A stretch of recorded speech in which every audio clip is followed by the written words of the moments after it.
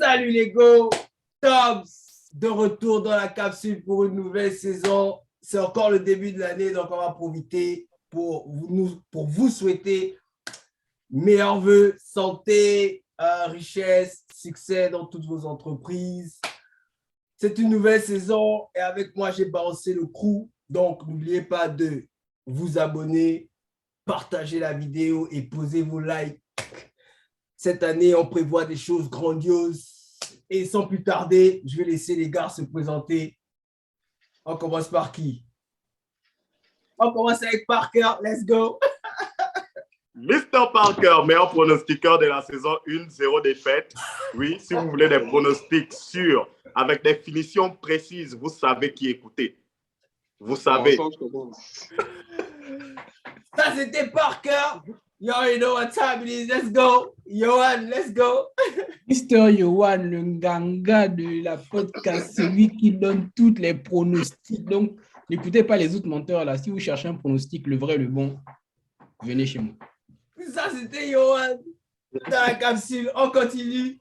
John Frank Café, let's go. Représentant de la haute sauce, hein, Erwan, on se comprend. Et supporter numéro 1, n'en déplaise aux sorciers. Vous connaissez, le pronostic, il est là.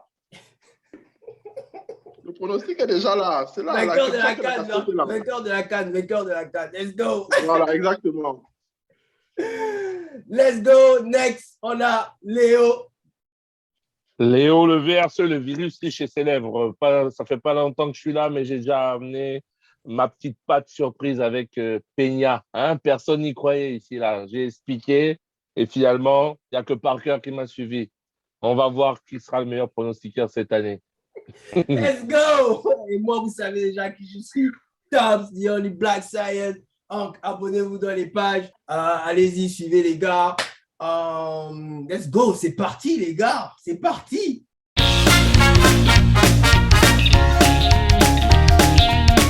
Nouvelle saison dans la capsule, les gars. On dit quoi? Bah, on est là. On est là, on est prêt. Le 22 n'est pas loin. On est prêt? Let's go. Donc, on va commencer sans plus tarder. D'abord, on va commencer avec un débrief de l'année dernière. Ce qui s'est passé l'année dernière. L'année dernière était chaude en événements, que ce soit en boxe, que ce soit en MMA. Donc, pour le cas, on va procéder à un petit genre award, événement, et on va catégoriser le meilleur combat de l'année. On va catégoriser le meilleur KO de l'année.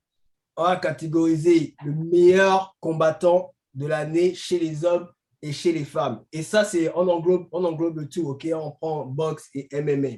Donc, on commence avec la première catégorie. Le meilleur combat de l'année pour vous, les gars. L'année dernière, en 2021, c'était lequel? En boxe? Peu importe, boxe, MMA. Non, si c'est en boxe, c'est Jack Paul Mayweather. Allez, lui, là, commencé ça sans série. C'est pas possible. Le baromètre. T'as vu? Là, en fait, là, il y a déjà le baromètre qui est en train de voir. Il faut vraiment qu'on ajoute cette histoire de baromètre là. Parce que... Donc, OK, Parker dit meilleur combat de l'année, Jack Paul contre Mayweather. Non, moi je pense, il y a eu des bons combats, mais il y en a un qui m'a marqué parce que c'était la confirmation de la vérité absolue, quoi. Tyson Fury contre Wilder. Ça, c'était sûr et certain. C'est ça, c'était le combat de l'année. Parce que il faut comprendre le contexte. C'est-à-dire que, hormis cette histoire de revanche, il faut savoir que Fury se bat blessé. Tu comprends? Et malgré le fait qu'il se batte blessé, normalement, d'après les infos que j'ai pu avoir et que j'ai cherché, Deontay Wilder, on doit l'arrêter depuis le 7e round parce qu'il souffre de commotion, les gars. Et là, aujourd'hui, Wilder ne peut plus combattre au moins jusqu'au mois de mars. Il a interdiction. Donc, pour moi, ça, c'était le combat de l'année. OK.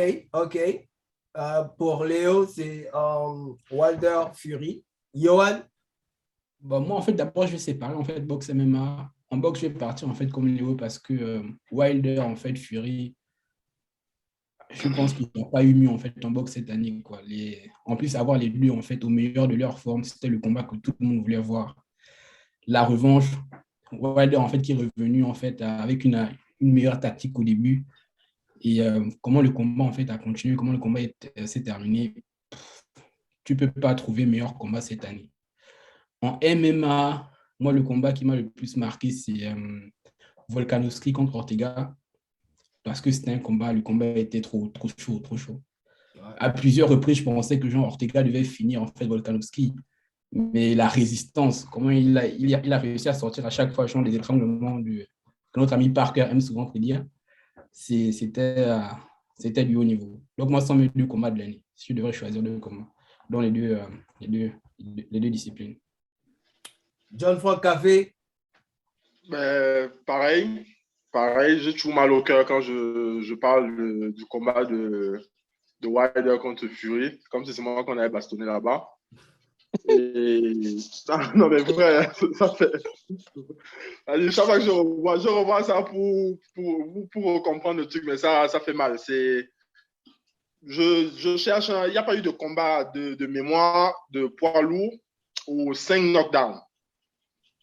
On retrouve 5 knockdowns et c'est même pas en termes de. C'est plus en termes de ténacité. Parce qu'au niveau tactique, technique, bon, c'est Fury est largement au-dessus, il n'y a même pas à discuter là-dessus. Mais en termes d'intensité, comme Léo disait, Wilder, en fait, depuis le 7e, c'est un zombie. Mais il est là debout, en fait. Il est debout avec la tête et les épaules, mais le corps, en fait, est parti depuis.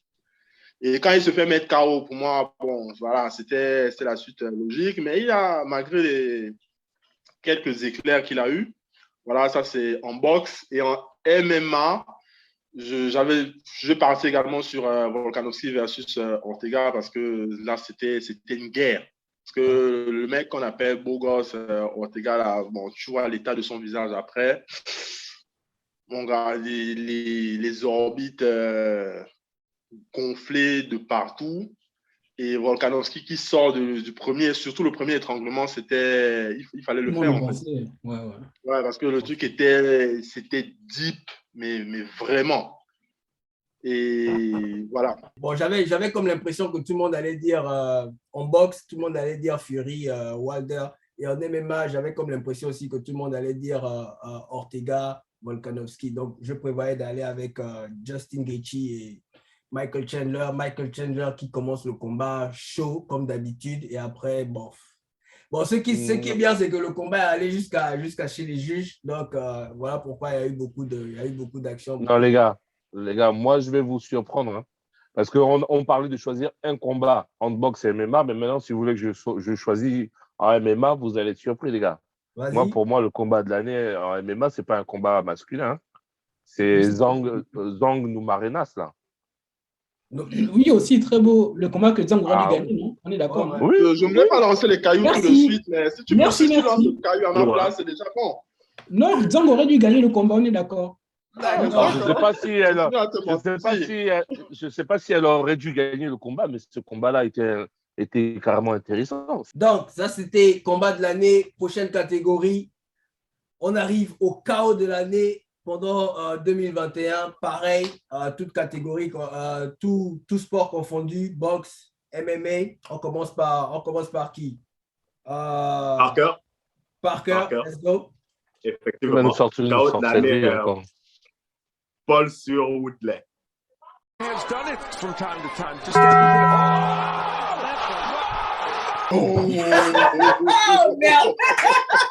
Merde. Mais blague à part, il n'a pas totalement tort. Hein. Il n'a pas tort. Celui-là, je m'y attendais pas. Hein, il n'a pas tort. Yoann, respire. Je sens qu'il y a un problème avec. C'est comme là, on avait discuté en off. Je ne savais pas que tout le monde devait me trahir comme ça. Comment un combat truqué? Arrêtez-moi ça.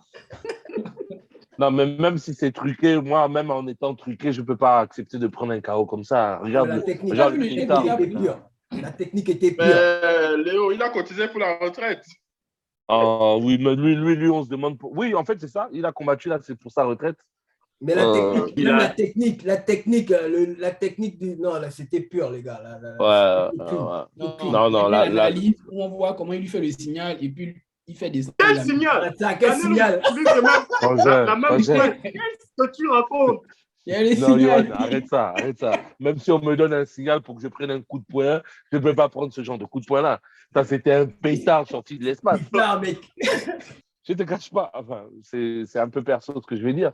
Mais quand j'ai vu ça, je me suis dit, mais putain, appelez-moi, je combats contre lui, je le mets KO. Comment un amateur vient mettre KO des professionnels? Vraiment. Donc, ça veut dire que tu devais fuir avec l'argent C'est- qu'ils ont mis dans le C'est contrat. un homme, Et- c'est un homme contre un homme. Tout est possible. OK. Non, ouais. John, ton KO de l'année? Edson Barbosa sur Shane Burgos.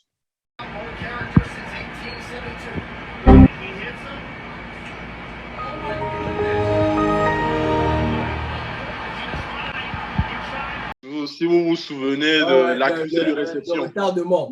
Voilà, l'accusé. Tu vois, quand il n'y a pas le réseau là, tu envoies un message et on te dit que le message est arrivé après. Déjà, c'était un très très beau combat parce que les échanges avant le KO, c'était super serré. Et quand il prend le KO, en fait, l'élément avance et il sent que le réseau n'est plus, Le réseau n'est là. plus bon. Le gars, c'est cool. Boum. Voilà, ça, c'est. En fait, il y a eu beaucoup de KO, mais c'est celui-là, en fait, moi, qui m'a marqué. Avec coup de cœur pour. Comment il s'appelle? Il a un nom bizarre, là. Bahamondes. Je ne sais pas si je prononce bien. Oh. Ah, le coup de pied tu me retourné, prends là. ton truc, arrête tes conneries. Arrête tes Le conneries, gars, c'est c'était le mon tien? KO de l'année, ça. Ça, c'est mon coup de cœur. Bahamondes contre Roberts. Non, mais ça, c'est mon hors-série, celui-là. Mais sinon, mon KO de l'année, c'est Barbosa sur Burgos. OK, d'accord. Bon, Léo, vas-y, balance ton... Ouais, moi j'ai Bahamondes contre Roberts, contre Roosevelt, là, l'UFC Vegas 34, là. He sees Robert circling to his right side, switches his stance. Boom! Right on the chin. End of the fight. Wow. I mean, that's unbelievable. What a performance. Effectivement, le retourné est intéressant. Sinon, il y a aussi le KO que Gane met sur Ngannou, coup de jeu, que vous n'avez pas pu voir, que moi j'ai vu. Comment j'ai pu voir. Et les gens qui aiment les problèmes. Hein. Oh, comme ça là. Déjà au début. C'est ça là. Non, il y a eu pas mal de bons KO. Bahamondes, c'était un très beau KO. Comme il a déjà cité ça, je ne vais pas citer celui-ci. Je vais revenir sur le KO le plus essentiel qui permet de voir aujourd'hui Gane contre Ngannou, le KO de Ngannou contre Miocic. Hein. Perfect left hook. Look at this again. Look at this left hook. Boom. Oh my Perfect. goodness. Perfectly placed. His leg, he falls back over his leg, and then he gets to take an extra one. It was over. Look at that. The fight's over. Stipe's done. Stipe's done. Amazing technique, amazing composure by Francis. Ah oui, ça aussi c'était. Putain, aussi tu es tombé bizarrement. Hein. Ah oui, il n'a rien vu venir. Hein. Il a vu l'éclair. Flash, bam. Johan? Bah, moi, en fait, j'avais pris chez les hommes et chez les femmes. Chez les hommes, j'avais pris justement Francis contre Stipe parce que c'est Stipe. C'est pas n'importe qui quand même. Et quand tu arrives à mettre le champion KO comme ça, après avoir défendu le takedown et après avoir pris aussi un coup. Donc, le KO était quand même surprenant. Mais bon, donc je vais revenir à Rose Vesdang. Whaley has landed several of those inside low kicks. Oh! Let's go! Parce que le premier, We set you free. le premier combat, parce qu'il n'a même pas duré, en plus, Zhang n'a rien vu venir, quoi. Tu peux décortiquer ça pour nous un peu, s'il te plaît. Tu dis quoi? Décortique un peu rapidement, en 10 secondes. Tu sais que ça lui fait mal de te dire que c'est le KO de l'année, mais non, tu veux. Mais c'est ça le but recherché. Je passe mon tour, c'est fini, c'est bon. Bon, pour moi. Zhang était trop confiante, en fait. Elle était trop confiante. Ouais, le premier combat. Ouais. Pour moi, le KO de l'année, les gars, Alex Pereira.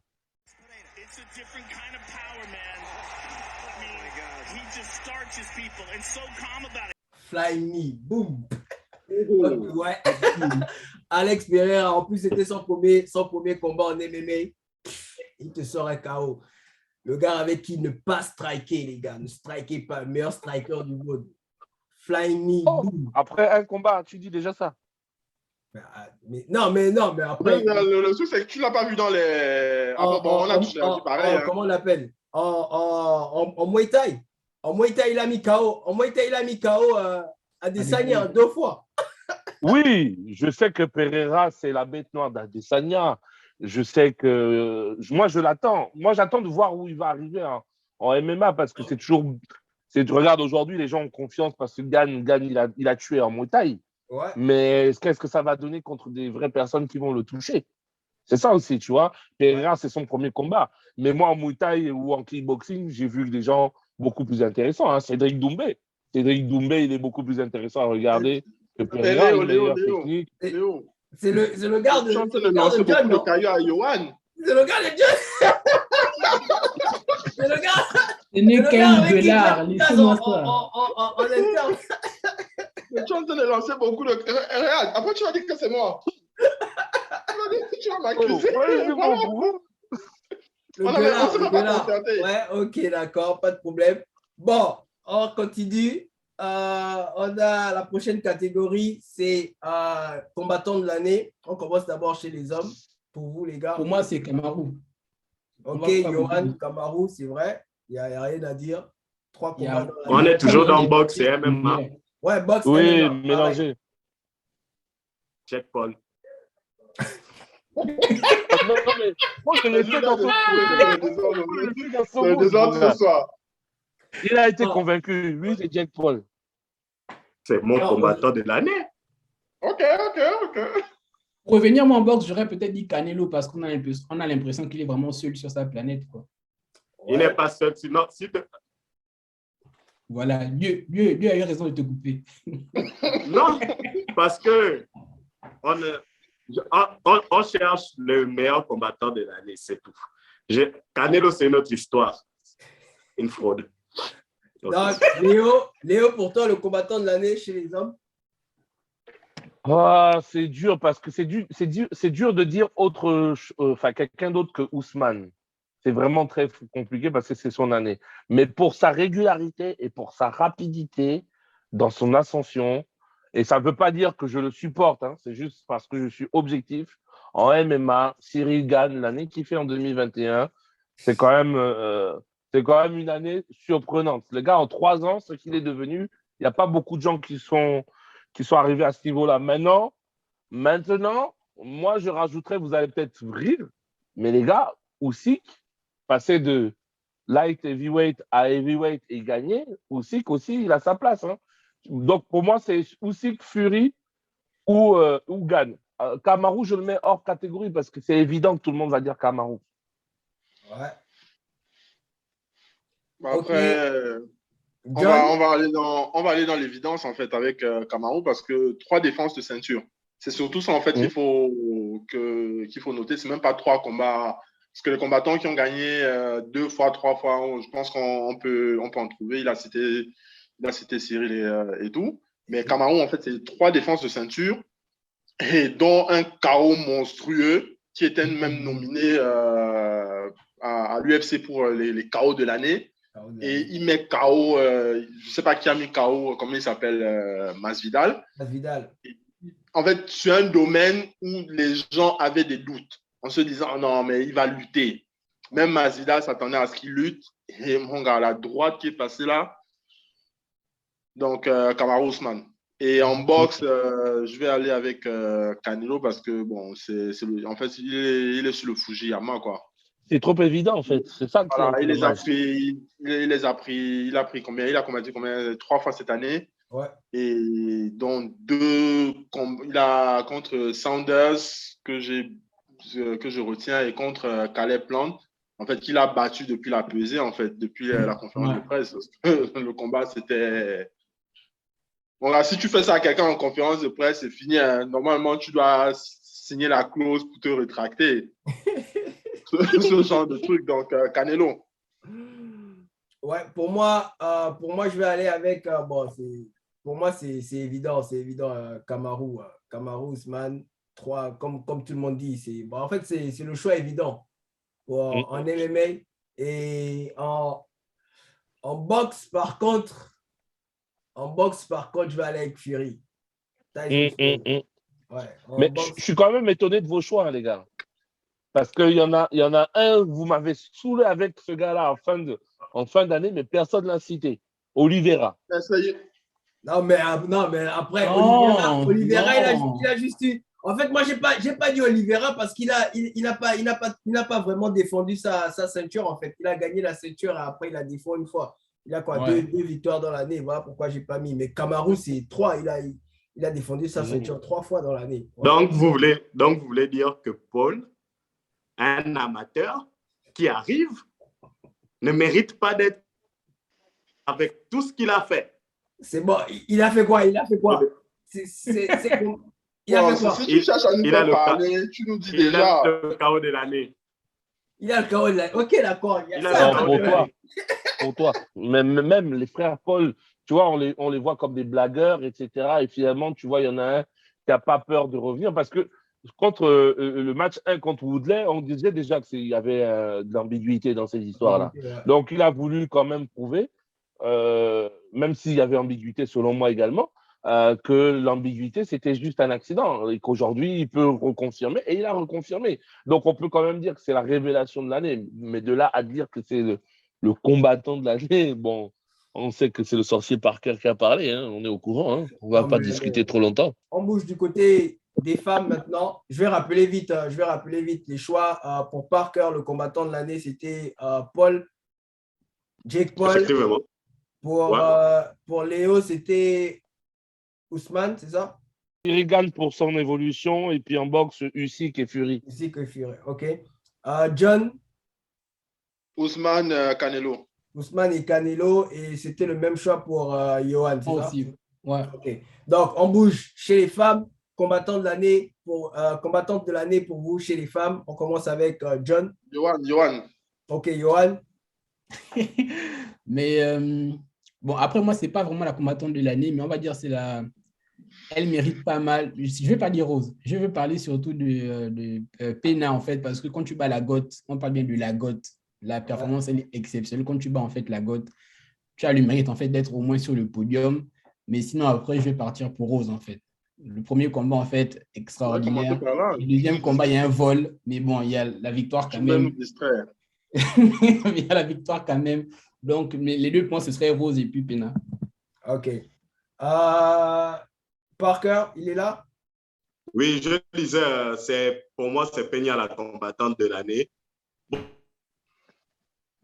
Seule vidéo elle a pu avoir cru en elle ici, avant que Léo ne vienne usurper ma combattante. Donc, pour moi, c'est elle, en fait. Ce qu'elle a eu à faire, clairement, elle. OK. Léo? Rose. Rose Namajunas. Pas de problème, ouais. Elle a tapé. On m'a entendu? Ouais. Moi, c'est Rose. Il n'y a même pas besoin de beaucoup argumenter. Pour moi, c'est Rose. Elle a fait le match. Elle a fait ce qu'il fallait. La deuxième fois, ça a été plus compliqué. Mais elle a tenu et elle mérite son titre de combattante de l'année. Ouais, j'ai comme l'impression que ce sera aussi le choix de John. John, vas-y. Ça, c'est une évidence. Ça, c'est une évidence. Je vais bientôt bastonner Pat Barry, là. Quand je vais monter au US, là-bas, c'est pour bastonner Pat Barry, pour récupérer Bon, pour revenir plus sérieusement, ouais, Rose, parce que, elle reprend le titre. Elle reprend le titre qu'elle avait perdu. Et puis, premier combat clean, rien à dire. Deuxième combat un peu plus disputé. Et puis, voilà, l'expérience a fait que, parce que c'était vraiment très, très serré. Après, moi, je n'avais pas vu le combat en direct, j'ai vu en différé, donc avec toutes les émotions en moins. Je savais déjà qu'elle avait gagné, malgré le mauvais cœur de certains. Et puis voilà, Rose. Ouais. Bon, je vais sortir UFC, je vais sortir de UFC, je vais aller en PFL et je vais mettre Kayla Harrison. Ça fait trop le caillou pour Yohan. Elle a gagné. Le caillou. Elle a gagné. Elle a gagné le PFL Championship en 2021. Donc, j'aurais bien aimé qu'il la signe en UFC et quand même qu'elle fasse un combat en UFC cette année, mais l'année dernière. Mais bon, c'est pas grave, il y a l'année 2022 qui est là. Je pense qu'elle va venir mettre des gens KO et puis après, on verra. Donc, c'était ça en gros pour l'année 2021. On a nos debriefs.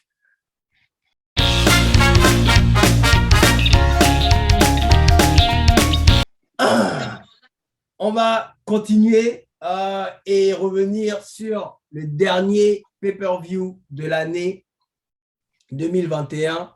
Charles Oliveira contre Dustin Poirier. Les gars, quelles ont été vos impressions? Mais le combat, rappelons d'abord les paris. Qui avait parié comment? Donc, oui, on va rappeler les paris, mais je vais rappeler juste que ces paris-là ne comptent pas, c'était l'année dernière. Mais on va rappeler. Merci. On va rappeler les paris. On va rappeler que Parker avait annoncé, et moi aussi j'avais annoncé aussi un étranglement d'Oliveira sur Dustin Poirier. Parker et Léo avaient annoncé Juliana Peña, vainqueur contre Amanda Nunes. Et ouais, c'était ça. Donc, carte de malade. Le dernier pay-per-view de l'année, c'était une carte de malade. Et bon, on revient aux impressions, les gars. On accorde du respect cette fois-ci à Charles du Bronx Oliveira, ou bien on doute encore de lui en tant que champion de la catégorie lightweight. Tout d'abord, j'aimerais rappeler que Parker est dans tous les bons coups. Il a l'œil. Ouais, les gars, moi, je vais prendre la parole. Ouais, vas-y. Ouais, vas-y, Léo. Vas-y. Non, moi, je vais prendre la parole parce qu'il me semble que je suis peut-être le seul qui est à contre-courant par rapport à Oliveira. Oliveira était un très bon combattant, je n'en disconviens pas. Il a une très bonne, il a une très bonne technique. Il a fait un très beau combat contre Poirier. Mais aujourd'hui, je pense, bon, moi j'étais pour Poirier. Je pensais que Poirier devait faire quelque chose. Mais je pense que on a mis trop d'énergie. Quand je dis on, je dis à peu près tout le monde. En fait, on a mis trop d'espoir sur Poirier parce que Poirier, c'est celui qui a un peu bousculé l'hégémonie McGregor. Et donc là, on s'est dit, là, c'est un combattant de malade pour Oliveira. Ok, très bien. Sauf que je pense que Dustin Poirier a trop combattu et qu'il ne s'est pas assez préparé face à Oliveira. Moi, j'aimerais bien voir Oliveira contre quelqu'un comme Ramzat, par exemple. J'aimerais bien voir Oliveira contre quelqu'un qui est têtu, qui a de la ténacité comme Masvidal. J'ai envie de voir Oliveira contre un vrai combattant, en fait. Voilà. Je ne dis pas qu'il est mauvais, mais aujourd'hui, Oliveira ne m'impressionne pas. Il ne m'impressionne pas. Je le trouve encore… c'est du déjà vu. Après, il utilise des bases qui sont… qui valent la peine, hein, qui fonctionnent. Hein. Il a un bon strike, c'est un Brésilien, il a un bon grappling, il a de l'étranglement, il a assez grande taille. C'est vrai que c'est un combattant assez difficile à gérer, mais moi, pour le moment, voilà quoi. Je trouve qu'en fait, dans cette catégorie-là, il manque des vrais opposants. Il y a quand même… Bon, ok, d'accord. Bon, pour répondre à ça, on va voir qui. Yohan. On va voir Parker. Parker, vas-y. Avec Léo, soit il manque ceci, il manque cela, on est déjà habitué. Mais Oliveira, il va finir par étrangler quelqu'un à la fin, parce qu'ils sont dans une hype, ceci, cela. C'est dans la cage que ça se passe. C'est lui le champion. Vous allez tout dire que non, c'est pas beau, il n'a pas affronté X, Y, un peu comme la fraude de Khabib qui a vite fui, mais il n'y a pas de problème. C'est lui le champion. venez prendre le champion. Et le champion vous attend. Et il va étrangler encore quelqu'un une fois de plus. Pronostic gagnant. Merci. Johan, tu vas ajouter quelque chose? Non, mais je trouve quand même que Leo est très, voire même trop dur. Le premier combat contre Chandler, en fait, beaucoup se disaient que c'est juste parce que Chandler était la fraude. Mais moi, il y a d'abord les points forts d'Oliveira. Un, il est solide. Parce que ce soit le combat contre Chandler ou même en fait contre Poirier, le gars, il encaisse des coups et il sait en fait, j'en reste debout. Tu vois un peu. Et après, une fois qu'on part en lutte, moi, je ne sais pas si dans la catégorie, il y a quelqu'un qui est meilleur que lui.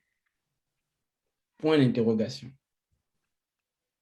Je ne sais pas si dans la catégorie, en fait, il y a quelqu'un qui est meilleur que lui et qui pourra tenir avec lui. Il va étrangler, comme en fait a dit Parker, beaucoup de combattants qui iront avec lui dans l'octogone. Beaucoup. C'est le number one, en fait. Pour moi, c'est le plus fort de la catégorie actuellement. Et je ne vois pas qui, en 2022, va lui prendre la ceinture. Ils ont espoir, McGregor. Moi, il m'a convaincu. Moi, il m'a convaincu. Ouais, tu disais? Ils ont l'espoir avec Conor. C'est leur espoir. Oh, Conor arrive. OK. Lui aussi va se faire étrangler. Il a l'habitude. Il manque l'air. Il a l'habitude, lui. Les gars, il y a le Suédois où? John, tu veux ajouter quelque chose ou bien je prends? Oui. Bon, je vais commencer par dire que j'avais pronostiqué Poirier. Bon, par rapport à tout ce que Poirier avait déjà accompli. Et puis, dans l'analyse du combat, en fait, quand on faisait l'analyse, je pensais que, sachant à quel point Oliveira est dangereux au sol, que Poirier sait défendre les emmenés. Mais bon, ça n'a pas suffi. Surtout que j'avais confiance parce qu'il avait déjà affronté Khabib, qui est voilà, il a vu ce que ça donne un lutteur face à un lutteur d'exception. Mais bon, ça a été, au final, c'était la même chose. Si bien que je me dis, est-ce que quand les lutteurs dangereux et les jujutsuka dangereux, est-ce que c'est pas ça le problème de Poirier? Je pensais qu'il allait... Il a géré le striking, mais il n'a pas terminé. Et c'est ça, en fait, Oliveira, moi, j'ai déjà bien avant ça, j'avais du respect, mais là, en fait, le mec a une tactique jusqu'ici qui fonctionne, c'est-à-dire qu'il prend beaucoup de coups quand il avance, et il a le menton, bizarrement pour les patates qu'il prend, il est assez solide, parce que si tu résistes à Chandler qui envoie des parpaings, si tu résistes à Poirier qui sont quand même des heavy strikers, et lui, au sol, Oliveira, par contre, il ne faut pas s'amuser parce que... Excusez-moi, je vais vous poser une question. Excuse-moi, je te coupe. Je vais vous poser une question technique. Chandler mesure combien? Dustin Poirier mesure combien? Oliveira mesure combien? Chandler est le plus petit des deux. La taille exacte, je ne sais pas, mais Chandler est le plus petit des deux et Poirier est plus petit que Oliveira, exactement. Ok, bon, je vous pose la question simplement parce que c'est une règle de base en boxe. Hein. Quand les coups viennent du bas vers le haut, ça fait moins mal quand ça tape le menton, les gars. Donc, les coups que Oliveira prend de coups doux, ça fait pas si mal que ça. Donc, en plus, la longe d'Oliveira et la longe de Poirier, voilà. Tu prends les... Oui. Tu as dit pour les cours, non? Quand il frappe, donc vers Oliveira qui est grand de taille, ça ne fait pas trop mal. Ce que tu viens de dire, si je comprends bien. Oui. Oliveira peut se lever sur un coup de Gervonta David. Il est très court, lui. Oliveira, son menton peut tenir face à Gervonta David. Mais ça dépend comment tu mets les coups de poing. Là, tu parles d'un boxeur. Un boxeur sait comment frapper. On va rentrer dans ça dépend. On va commencer à rentrer dans beaucoup de ça dépend. Donne du crédit aux champions, mon Dieu. Oh, non, mais déjà, par rapport au truc et tout, c'est il prend, il tombe, mais les gars ne terminent pas. C'est ça, en fait, le problème. C'est que c'est même pas qu'ils ne tombent pas. Les gars ne terminent pas. Ils ont drop Oliveira. Dustin a drop Ils ont peur du grappling, en fait. Ils ont peur du grappling parce que c'est vrai que on ne va pas se mentir, je ne vais pas être mauvais à ce point-là. Au niveau grappling, c'est un dangereux. Donc, une fois que tu l'as mis KO, les gens, ils ont peur du ground and pound parce que le Jujigatame peut sortir à n'importe quel moment. Ah, bam, bam, ça tombe, ça peut tomber. Donc, je peux comprendre l'appréhension qu'ils ont. Mais s'ils ont une appréhension, c'est parce que réellement, le gars, en fait, il a peut-être un avantage psychologique dès le départ. Et ça, je ne vais pas mentir, dès le départ, psychologiquement, il a le dessus sur ses adversaires, Oliveira. Mais aujourd'hui, je pense que les adversaires que Oliveira rencontre, c'est plus des adversaires à qui on a fait la talakou que des vrais dangereux. Bon, pour revenir juste à ce que tu disais, tu veux qu'il affronte qui exactement? Les gars, moi, le Suédois, je ne sais pas s'ils sont dans la Ramzat. Ramzat n'est pas dans la catégorie. Non, mais Ramzat n'est pas dans la catégorie, mais par contre, c'est moi, dommage.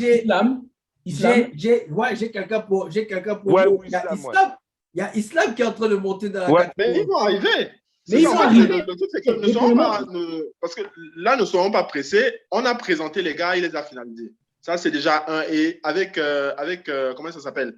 Il finalise, tabasse Chandler sur son domaine, le striking, et il finit Poirier, mais de quelle manière?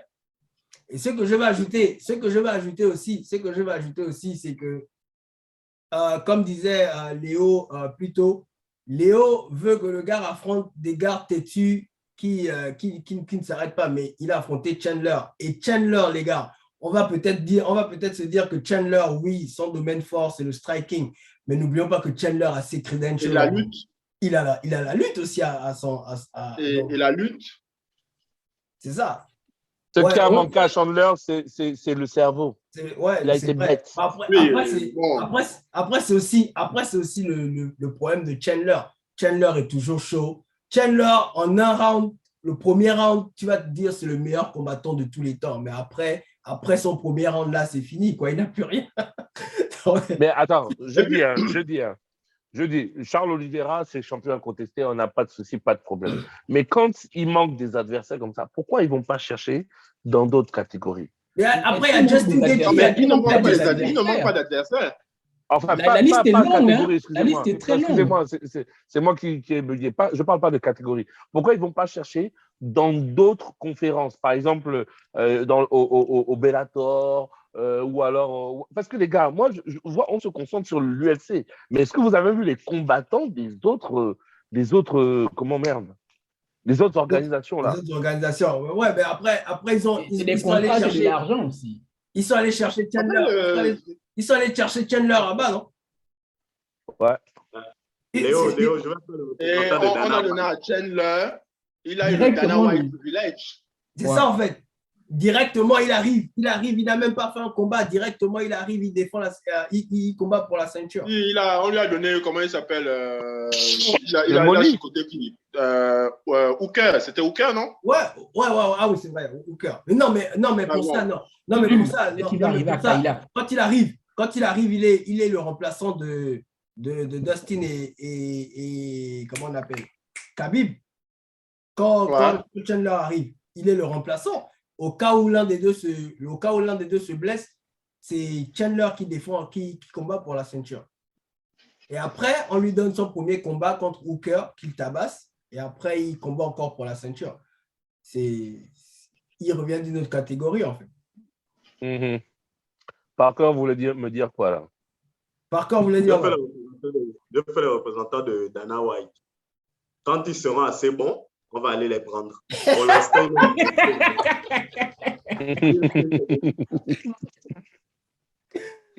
ok, on continue avec le débrief de la dernière carte pay-per-view et on va s'intéresser à Amanda Nunes Juliana Peña. Les gars, Amanda Nunes, qu'est-ce qu'on en dit? C'est la retraite ou bien… Attends, moi je veux commencer. Ouais. Vas-y, John. Elle ne peut pas aller en retraite. Après c'est une Bastille, on va pas manger la bouche. Mais après une Bastille, tu ne peux pas aller en retraite. Là, c'est juste que je pense que tu dois réajuster, en fait. Parce que c'est même pas le fait qu'elle est perdue. parce que bon, ça, on peut se dire, voilà, ce sont les sports de combat, ça arrive. C'est la manière dont tu perds et c'est la manière dont tu réagis quand la pression arrive sur elle. Ouais. Parce que si vous vous souvenez du combat contre quand il chicote Chris Cyborg, ouais. Avant que Cyborg ne tombe, on a un échange similaire. C'est-à-dire que du striking sans garde. Sans garde. C'est-à-dire on s'échange juste les pétards. Et sur ces échanges-là, Amanda Nunes encaisse. Et après, je ne sais plus si c'était le crochet gauche qui passe et Cyborg se couche. Mais c'était ça. Or, face à Peña, quand elle encaisse, mon gars, elle a commencé à paniquer. Mais tu vois, comment il s'appelle Adesanya qui disait panic striking. Ça y est, elle est sur place. Elle n'a rien fait pour sortir de là. Pas de déplacement latéraux, pas de mouvement de tête. Elle était seulement devant en mode donne encore. Ouais. C'est ce qui m'a surpris beaucoup plus qu'autre chose. Et quand ils arrivent au sol, elle ne défend même pas l'étranglement. C'est-à-dire que tu sens qu'elle arrive au sol, en fait, elle est morte. Mais il y a des raisons pour ça. Il y a des raisons, John. Il y a des très bonnes raisons même. Les raisons sont les suivantes. C'est que déjà, il faut savoir une chose, c'est que Amanda, elle combat malade. Elle sort d'une maladie, donc elle n'a pas pu. Elle n'a pas pu. Elle avait le Covid. Oui, elle sort. Voilà, les gars, moi, je n'ai jamais eu le Covid. Enfin, je ne pense pas l'avoir eu, mais les gens que je connais qui ont eu le Covid disent que derrière, au niveau endurance, quand tu as un Covid long, c'est difficile de revenir. Donc déjà, moi, je pense qu'elle aurait dû demander un report. Mais moi, quand j'ai vu qu'elle n'avait pas demandé le report, c'est pour ça que j'ai tout de suite signé pour Peña. Parce qu'elle aurait pu demander un report du combat. Mais comme c'est une go, d'une part, qui est très orgueilleuse, et elle, d'elle-même, elle a dit qu'elle pouvait, que ce n'est pas un souci. C'est pas parce que j'ai eu le Covid, moi, je peux la damer. Donc, elle a eu une certaine suffisance en se disant que c'était assez. Mais le problème, c'est que quand tu arrives en striking, donc leur striking là, qu'ils ont commencé à faire, elle n'a plus le poumon. Tu sens qu'à un moment donné, elle s'étouffe, la meuf. Ouais. Elle n'a qu'une seule envie, que ça se termine. Tu le sens, quand tu regardes le visage, tu sens que la go, elle n'a pas les poumons pour réagir. Et c'est là où elle a fait son erreur. Trop de suffisance. Tu sais, ces champions-là, il y a beaucoup de suffisance. Et puis, un deuxième point, c'est que les combats que Amanda Nunes a perdus, si vous les regardez, c'est toujours de la même manière. C'est toujours de la même manière. C'est-à-dire que la go, elle enlève sa garde, et puis elle se dit qu'avec sa puissance de frappe, ça va donner, ça va aller, et puis derrière, boum, le contre-coup. Bam, surprise, on s'éteint. Donc, moi, je ne suis pas étonné du résultat. Je dis juste que je pense que Nunes, elle va revenir. Et là, quand elle va revenir, elle va faire sérieusement mal à Peña. Elle ne va pas laisser ça comme ça. Elle va revenir. Et puis, je pense même qu'en revenant, quand elle va taper Peña, il faut qu'elle demande encore un 3e ou 4e match contre Shevchenko. Parce que moi, la vérité, la vraie bête, la vraie goat, enfin, c'est qui aurait pu devenir la vraie goat, c'est Shevchenko. Mais je pense que Nunes a souvent été favorisée parce que c'est la championne. Ok, Yohan, tu vas ajouter quelque chose? Non, mais bon, moi, je vais... J'ai pas compris. Mr. Parker disait quoi? Non, c'est Yohan. Non, moi, je disais juste que, parce que Erwan demandait quoi, si elle devait partir à la retraite. Ouais. Partir à la retraite après une défaite depuis quoi? 2015, c'était la dernière, je crois, non? 2015. Ouais. Non, elle est la GOAT, elle était la championne en titre, elle a encore une ceinture. Là, elle doit revenir. Elle doit justement prouver que c'était un accident, que c'était peut-être trop de confiance, que c'était peut-être le Covid, mais regarde Mr. Parker. Mais elle doit, ce qui est sûr, c'est qu'elle doit au moins, elle doit donner le combat, en fait, elle le doit en fait aux fans, même aussi à Peña, parce que Peña directement a dit, juste après le combat, même demain, si tu veux, on remixe ça. Donc, regardez un peu. Donc là, elle n'a pas le choix que de revenir, c'est ce qu'elle va faire. Et comme disait Léo, Mr. Parker, il faut déjà dire à Peña de se préparer. Là, elle va souffrir. Parce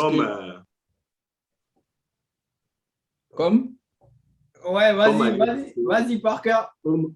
Comme à l'UFC 196, un homme a décidé d'étrangler Conor McGregor, il a dit une phrase à la fin, eh bien, Peña n'a pas aussi été surprise. Nate Diaz, you just shook up the world. How's that feel? Hey, I'm not surprised, motherfuckers. Juliana Peña, you just shook up the world. I'm not surprised, motherfuckers! Elle savait ce qu'elle venait faire. Vous trouvez des raisons? Oh, Covid, tout ça. Non, on ne trouve pas de raison, nous. On frappe. Ok, les gars, donc c'était ça pour l'année 2021. Donc, les gars, n'oubliez pas de partager le podcast, liker et abonnez-vous dans les différentes pages. Et on entame la nouvelle année avec le premier pay-per-view de l'année. Et les gars, calez-vous parce que ça... J'ai gardé les arguments par cœur aujourd'hui. Calez-vous, les gars, parce qu'on commence l'année avec les pétards, les feux d'artifice. UFC.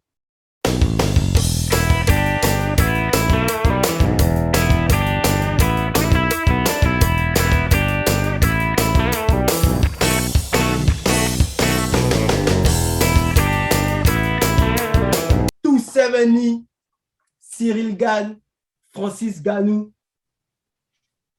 pour le combat pour la ceinture en heavyweight. On a Cyril Gane qui est le champion par intérim et on a Francis Ngannou qui est le champion de la division heavyweight. Carte de malade, mais ce qu'on va faire, c'est se focaliser parce qu'il y a beaucoup de choses à dire sur le main event.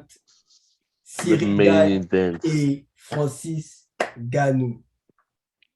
Donc, on va rappeler d'abord que Cyril Gane et Francis Ngannou sont des teammates, des anciens teammates. Francis Ngannou a quitté MMA Factory. Ouais, MMA Factory. Ils s'entraînent maintenant à Vegas. Cyril Gane est toujours à MMA Factory. Et apparemment, il y a un beef avec Francis Ngannou et son ancien coach. Comment il s'appelle encore? Lopez. Non, on va l'appeler on va enlever le Lopez qu'il a mis au milieu là. Au Moniébé. Francis Ngannou a un beef avec Ferdinand Lopez. Est-ce que ça va jouer dans le combat? Tout ça, on va en parler. Donc, on commence déjà par annoncer que Cyril Gane part le underdog et Francis Ngannou est le favori pour le match. Désolé, sur vérifier. Gane est favori. Ouais. Gane est maintenant favori. Les derniers pronostics. Ça change beaucoup. Les derniers pronostics, ouais. Ça monte et ça descend par semaine. Donc, il faut faire des vérifications en temps réel, en fait. Depuis le dernier podcast, Gane est favori. Et ça m'a même étonné. Ouais.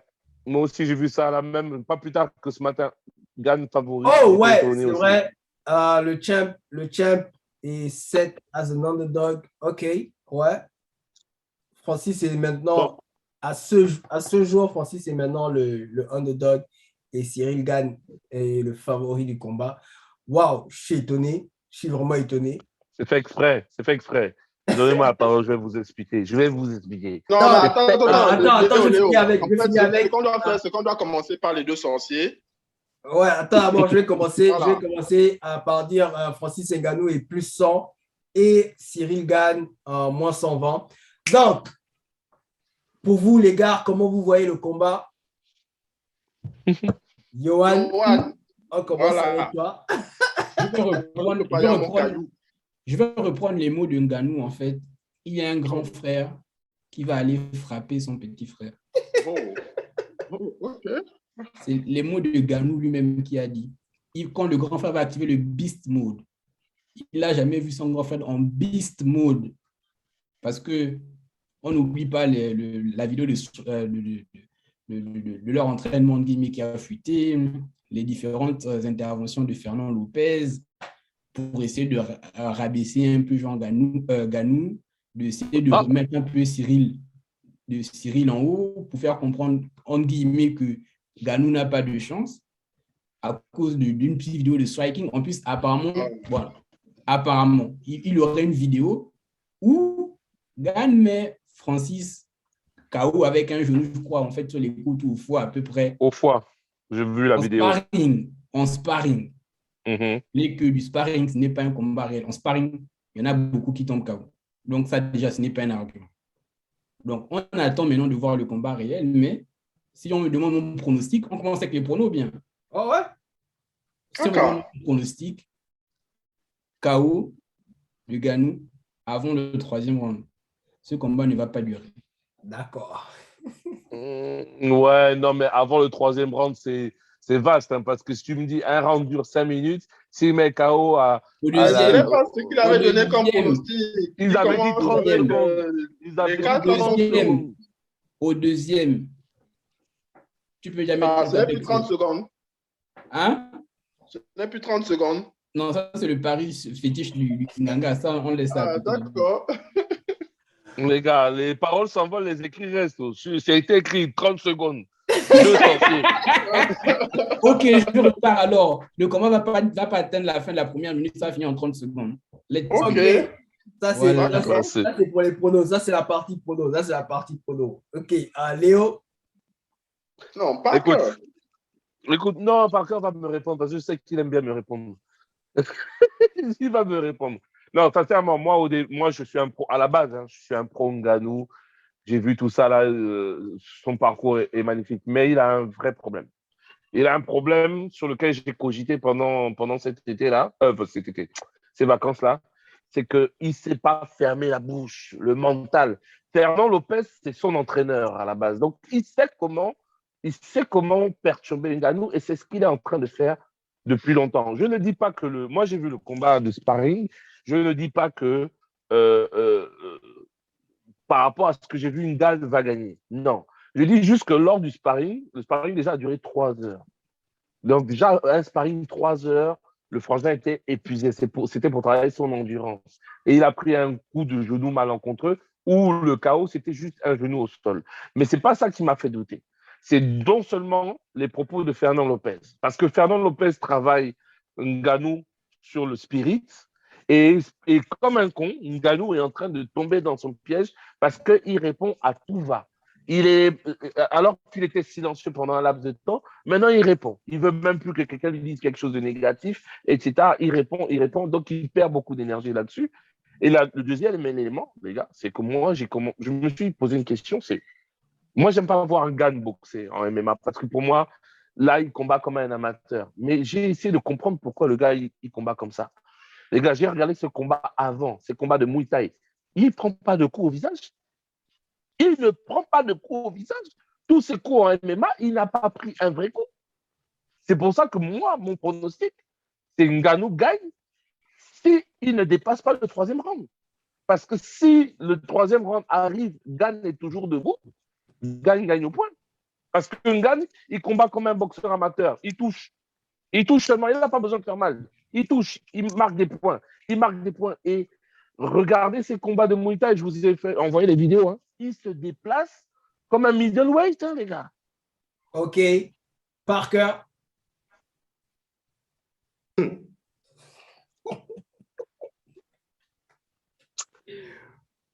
Je suis partiellement d'accord avec Léo. Ce n'est pas une première. Donc, si Léo et moi se retrouvent, c'est que Ngannou va gagner.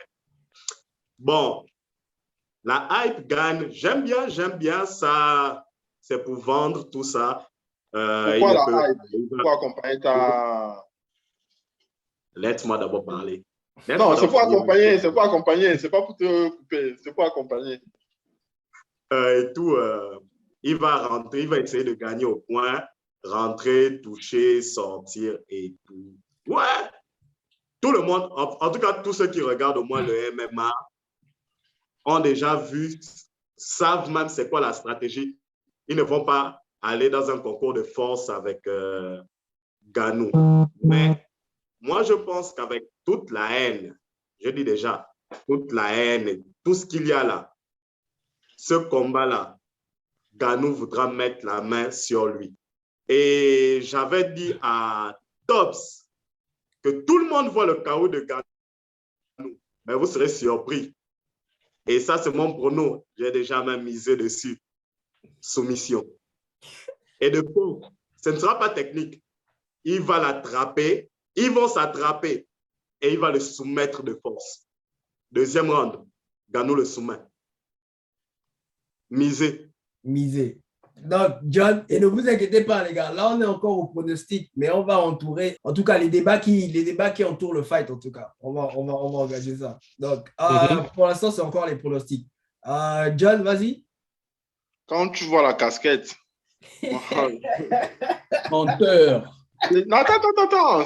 Voilà, je t'attendais. Attends, les cailloux arrivent, ne sois pas. Tu es pressé pour prendre les cailloux. D'accord.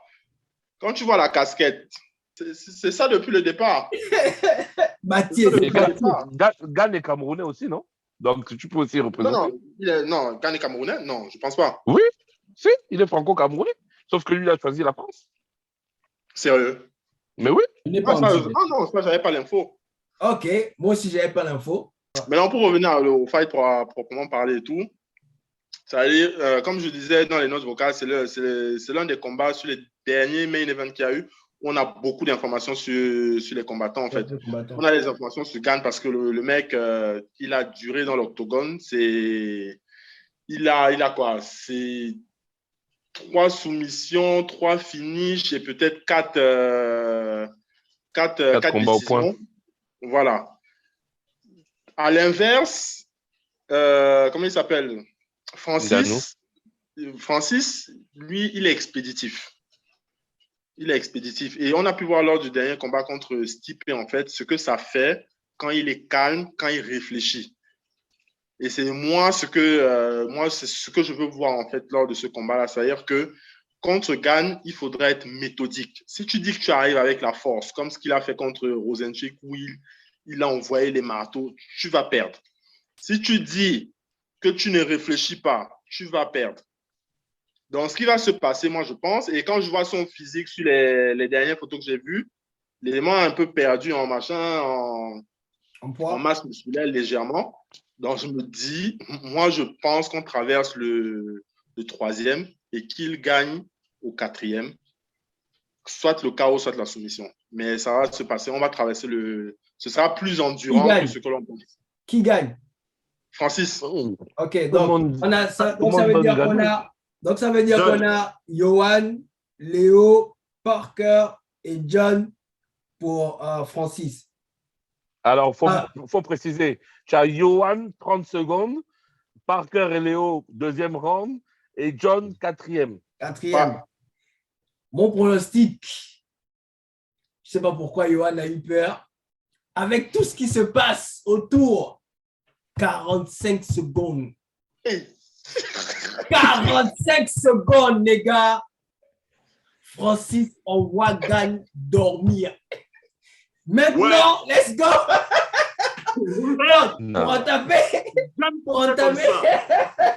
Pour entamer les périmètres du fight, on a d'abord Gane qui arrive dans le fight avec beaucoup de discussions autour de lui. Certains disent qu'il connaît une hype qu'il a propulsée vers le combat pour le titre.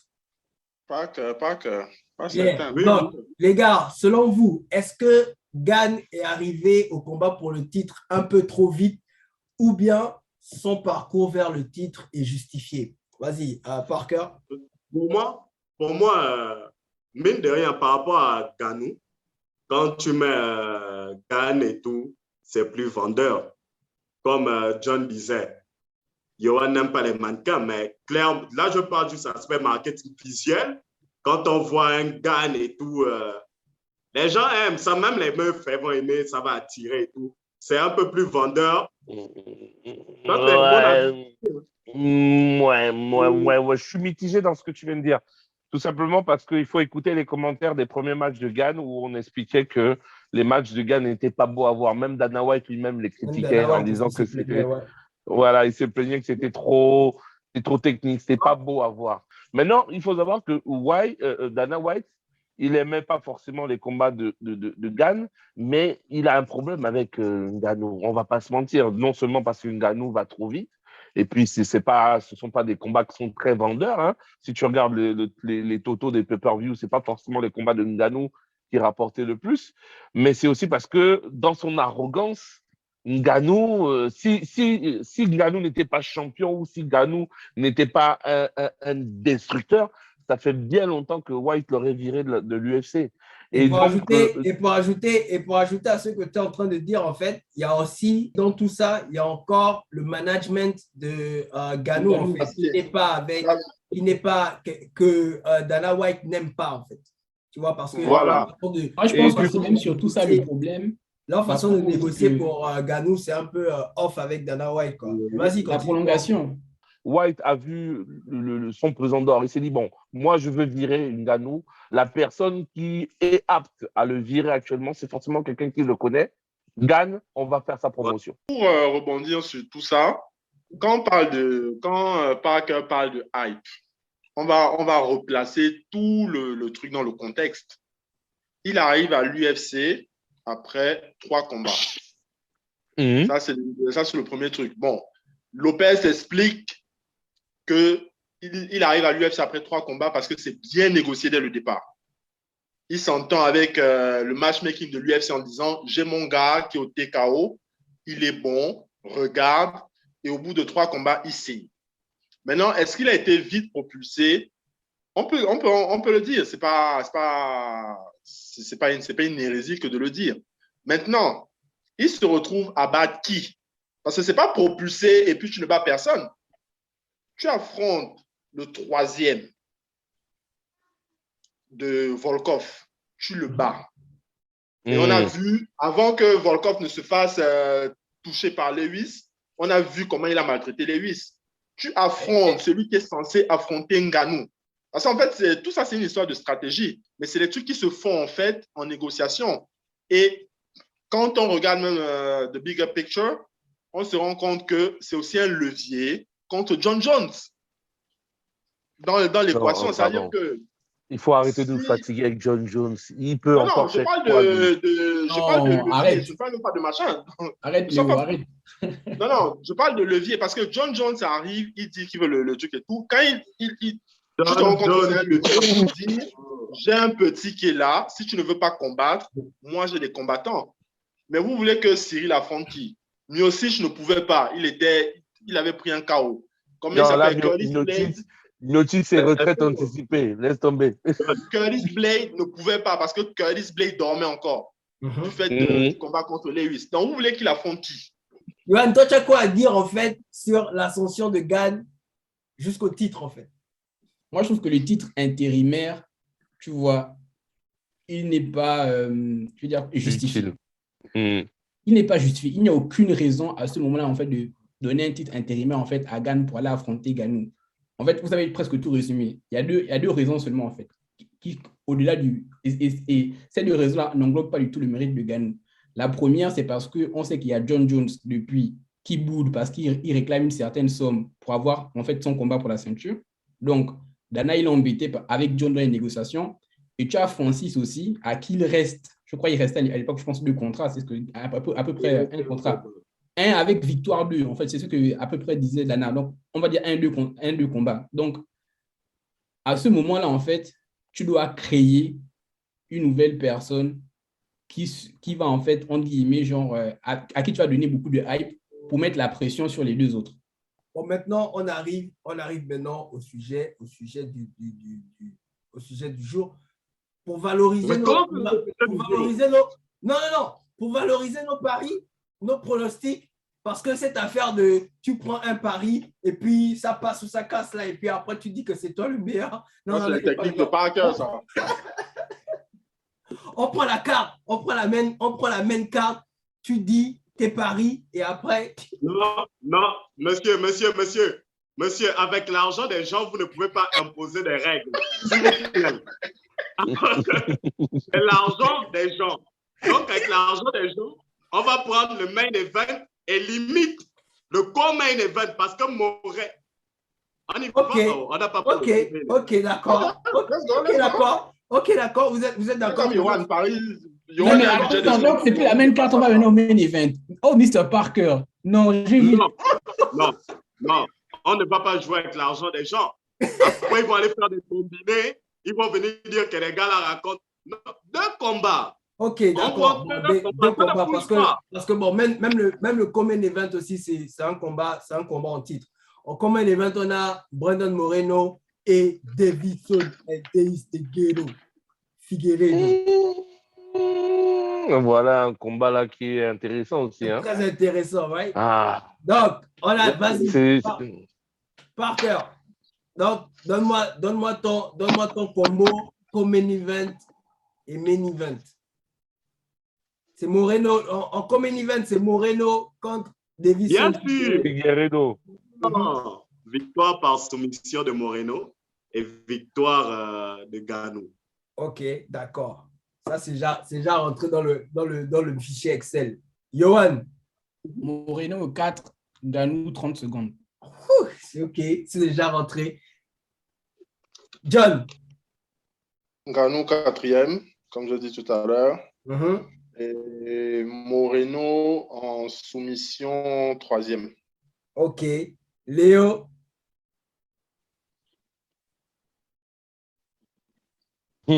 Bon, notez bien ça. Donc, Ngannou, 2e round. Soumission au KO, mais 2e round. Et de l'autre côté, les gars, vous blaguez avec Figueiredo. Ça va se terminer. KO, Figueiredo, 3e round. KO, 3e round, Figueiredo. Moi, mon truc, mon prono, Davidson. Pourtant, j'aime bien Moreno. Hein. El Davis de Figueiredo, il reprend son titre. Il choque. Tout à fait. Il le choque au 3e round, les gars. Il le choque. Pareil, 3e round. Donc, on arrive au terme de l'émission. Mais les gars, avant qu'on se quitte, les gars, on va rappeler aux auditeurs qu'en ce moment, il y a la CAN qui se passe. Donc, chacun donne ses pronos pour la CAN. Je vais déjà lancer mes débats. Les Panthères du Gabon, champions de la CAN 2022. Non, les gars, Nigeria. En finale, on affronte qui vous voulez en finale. Gabon, vainqueur de la CAN 2020-2022. Regardez la plus belle du monde. Elle est là, elle apparaît. Elle vient seulement pour confirmer. Elle vient seulement pour confirmer mon pari pour le Gabon. Donc, John, balance ton pronom pour la CAN. Tu vois, la CAN là ne peut pas sortir du pays. Sinon, on vous donne un nouveau variant. On voit un nouveau variant. T'as vu, la petite a dit que tu mens. Là. Elle a apprécié la casquette. En tout cas. Donc, Parker, c'est quoi ton pronom pour la CAN? En tout cas, l'équipe de France va gagner.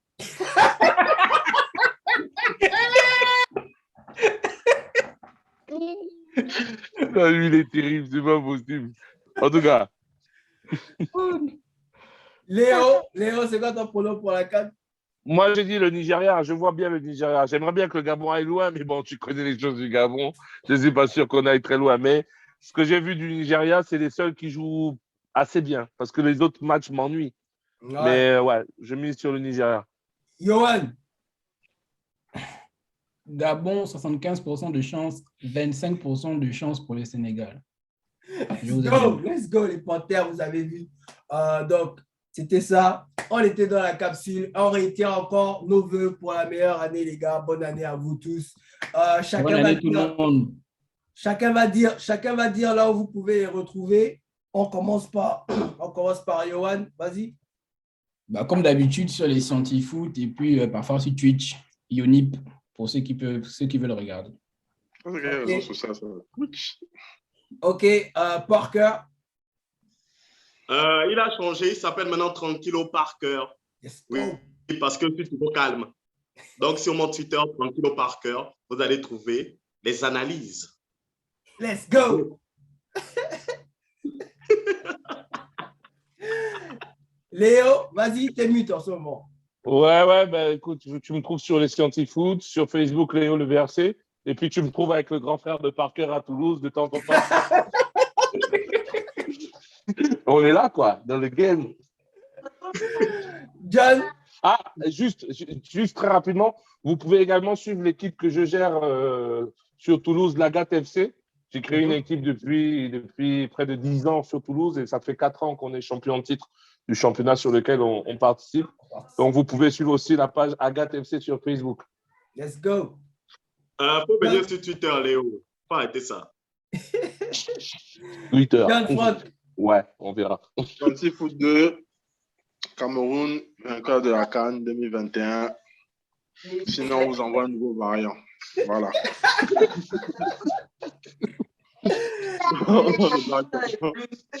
Et moi, c'est Tom, The Only Black Saiyan, Black Bibon. Vous connaissez la page. Si vous cherchez des conseils pour perdre du poids, pour gagner en muscle et tout ça, vas-y, abonne-toi, partage et tout ça, et patati et patata. Donc, c'était nous dans la capsule. On se retrouve pas la semaine prochaine, la prochaine fois pour la prochaine carte pay-per-view. Et je vous annonce déjà que l'année est remplie en pay-per-view de tonnerre.